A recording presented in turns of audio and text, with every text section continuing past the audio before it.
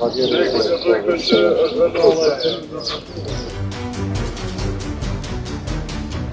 e keq përdorin edhe policinë e Kosovës në asistencë.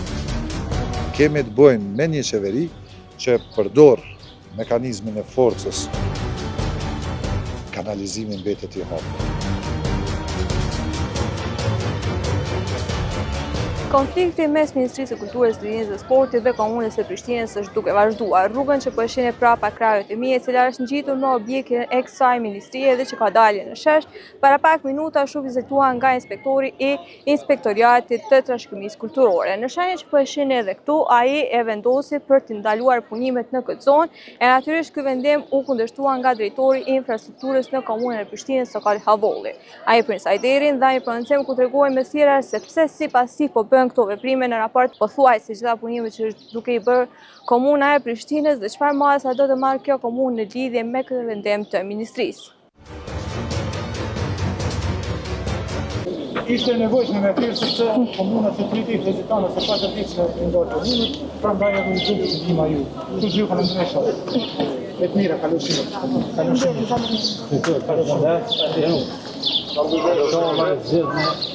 Mos në bagere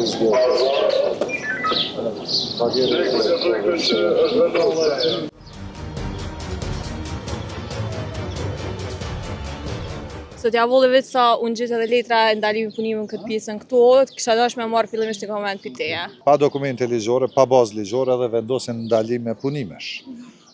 Unë sot e luta inspektorin në fjalë, në mënyrë shumë të qetë dhe shumë civile, që të ma prezantoj edhe vendimin, bazë cilit kjo pjesë apo cila do pjesë është e shpallur në mënyrë të ligjshme zonë historike, sepse ekziston në ligjin e trashëgimisë kulturore. Vendimi për të shpallur zonë të mbrojtëse të qendrës historike nuk është nënshkruar në 2 vitet e fundit, por gjithashtu mbrojtja e përkohshme mund të trajtohet për një periudhë 1 vjeçare dhe udhëzimi I brendshëm I ministrisë thotë që kjo mund të duhet të procedohet në Këshill të Kosovës për trashëgimi kulturore brenda një periudhe 6 muajore. Kishim me ndryshu strukturën, I kemi njoftu sepse kemi pas takime me institucionet në fjalë, I kemi njoftu vazhdimisht se këto veprime jemi duke I ndërmarrë që tua hapim edhe aty në një derë që mos bim në konflikte të tilla. Mirë po natyrisht ata kalojnë në pjesë që nuk janë në kompetencën e tyre ligjore dhe lypin ta shohin llojin e pllakës që vendosim, llojin e ndriçimit cilin e vendosim.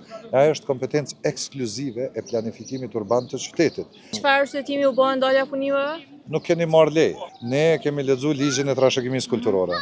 Dhe në ligj thotë që asetet të cilat janë në mbrojtje duhet të futen në regjistrin katastral të Kosovës, si lokal ashtu edhe qendror.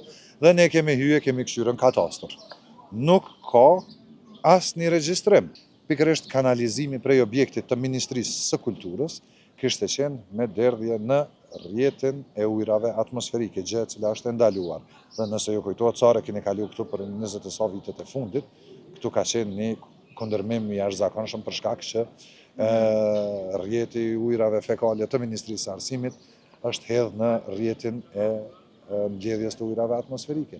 E këto janë probleme praktike të qytetit, cilat në asnjë rrethon nuk prekin kurrgjë, përkundrazi I vendosin edhe më në sipërfaqe zonat që në të ardhmen mund të shpallën zona të mbrojtura, zona historike e kështu me radhë, mirë po sot për sot asnjë kriter ligjor prej ministrisë nuk është përmbush, vetëm se natyrisht po e keq përdorin edhe policinë e Kosovës në asistencë. Sigurisht duhet të ankohemi në gjykat ose të mos I respektojmë. Po që nuk I respektojmë ne veprimet e kundërligjshme të tyre, veprimi I radhës është se prokuroria duhet të veprojë ndaj meje nëse nuk I respektojnë. Kemi të bëjmë me një qeveri që përdor mekanizmin e forcës që ka shteti, pra keq përdor policinë e respektuar të Kosovës me qëllim që mi bloku punimet në kryeqytet. Kanalizimi mbetet I hapur.